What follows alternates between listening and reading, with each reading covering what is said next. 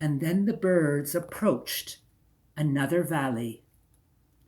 Now this valley was shaped like a deep bowl, and fierce winds forever swept across this valley.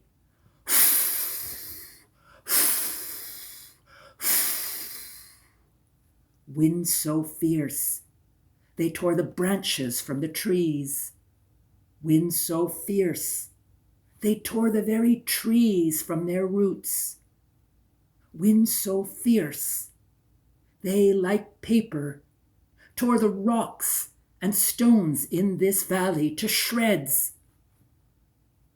And when the birds approached this valley and its fierce winds, they cried out, Ishanabisar, O hoopoe bird, where do you take us now?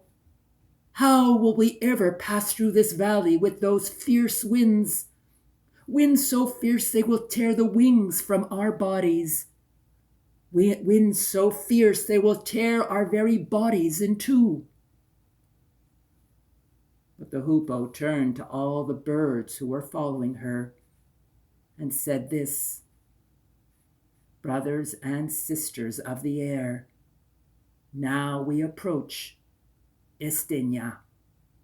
Now we approach the valley of separation.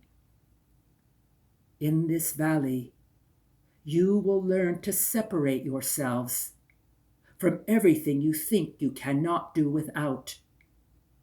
In this valley, you will separate yourselves from everything that comes between you and who you really are. For anything you reach for only makes you fall faster, and anything you hold on to only holds you back. And with those words, the hoopoe told the following story.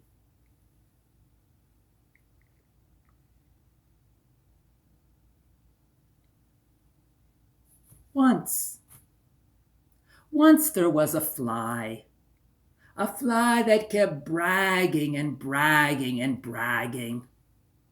He bragged like this, I have tasted every flower in this meadow.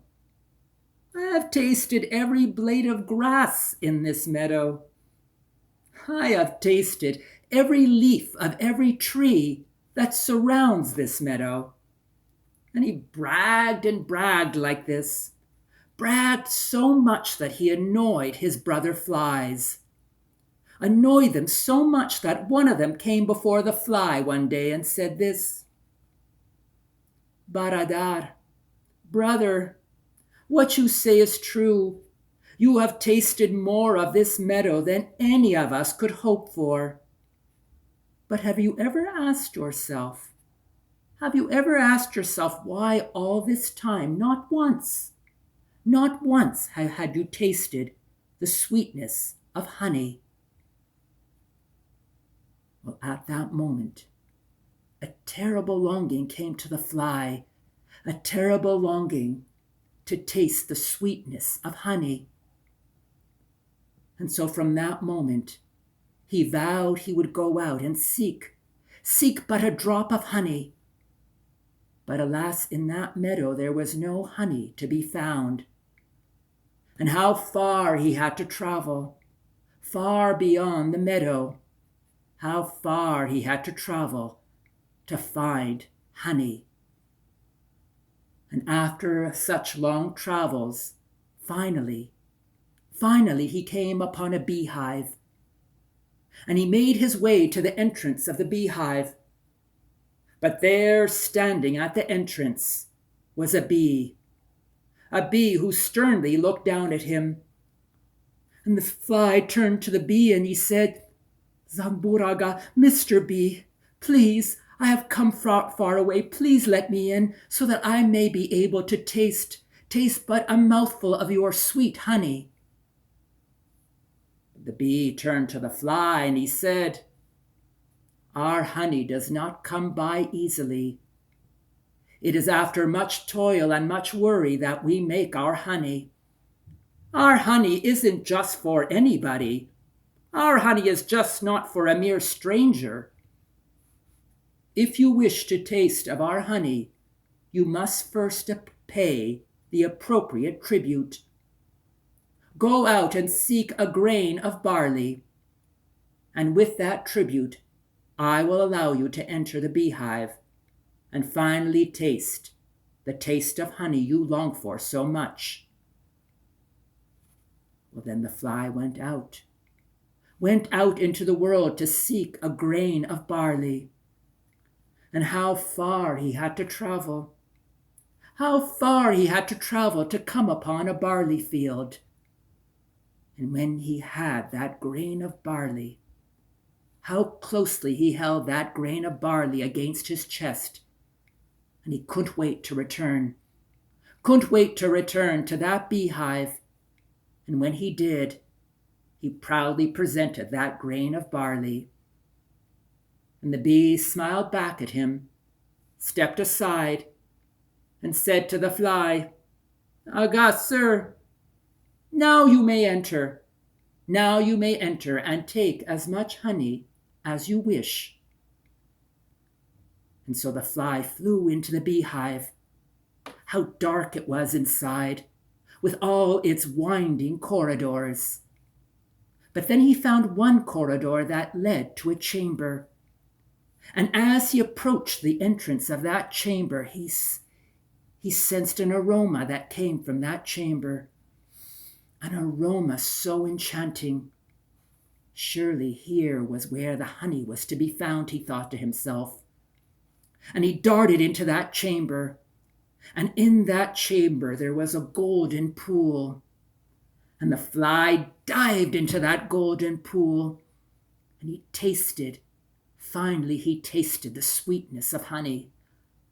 Oh, it was a taste, a savor that he had never experienced before. He had one mouthful after the other, and each time he was thinking how he was going to brag to his brother flies about this taste of honey. And then he had his fill, and then he knew he was ready to leave. And so he began to leap from that chamber.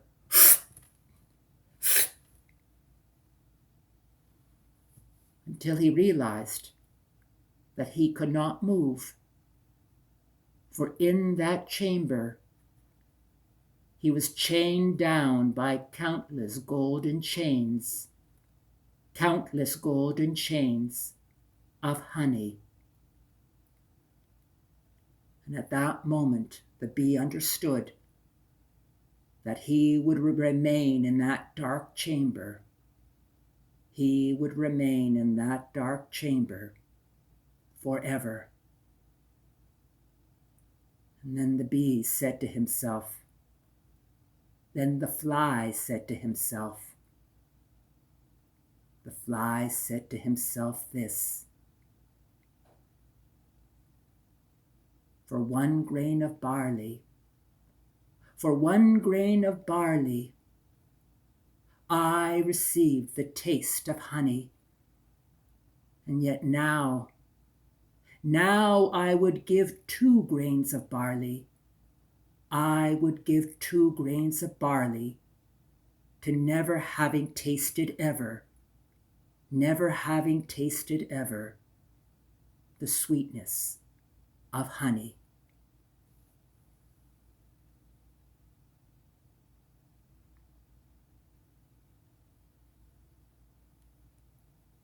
And when the birds flew across that valley, those who could not separate themselves from what they thought they could not do without, those birds had to turn back.